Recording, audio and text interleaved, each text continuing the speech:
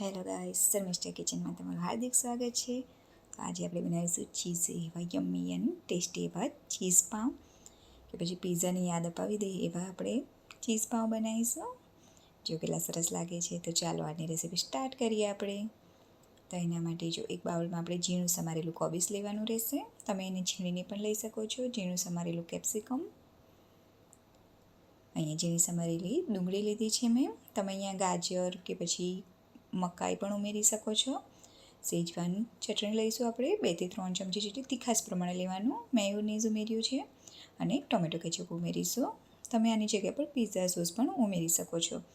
હવે જે process cheese આવે છે એ મેં લીધું છે.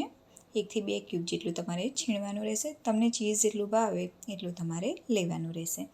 હવે એને સારી રીતના આપણે મિક્સ કરી લઈશું. જો તમને તીખાશ વધારે જોઈએ તો તમે અહીંયા લીલા મરચાં પણ કાપીને નાખી શકો છો, એમાં ઉમેરી શકો છો. તો જો કેટલું સરસ આપણું સ્ટફિંગ બની ગયું છે. હવે આપણે વડાપાઉંના જે પાવ આવે છે તે મેં અહીંયા લીધા છે. આ રીતના એને કટ કરી લેવાના રહેશે.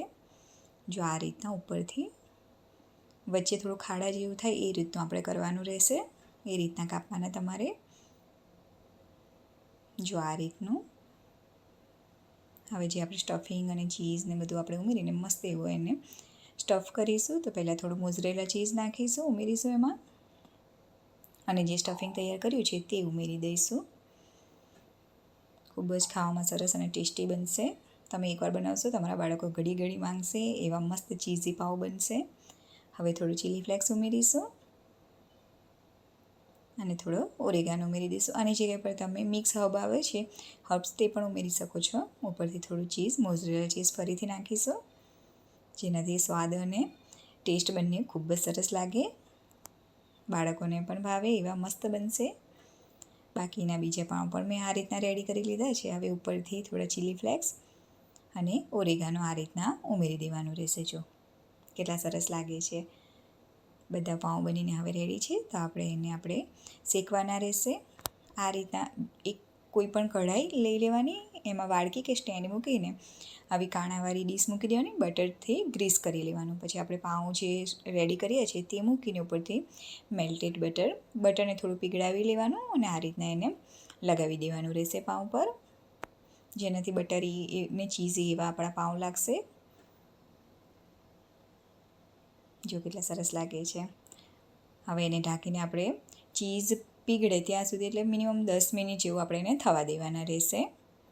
મીડિયમ ફ્લેમ પર થવા દેવાનું. 10 મિનિટ જેવું થઈ ગયું છે. તો ચાલો આપણે ચેક કરી લઈએ. તો જો કેટલા સરસ, ચીઝ પણ એકદમ સરસ રીતના પીગળી ગયું છે. ખાવામાં પણ ખૂબ જ સ્વાદિષ્ટ લાગશે.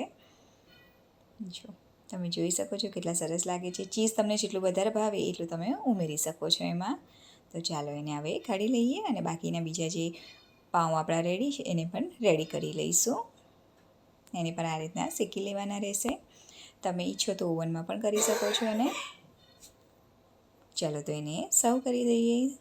તો એને તમે ટોમેટો કેચઅપ કે સોસ સાથે પણ સર્વ કરી શકો છો અને એમને પણ ખૂબ જ સારા લાગે છે.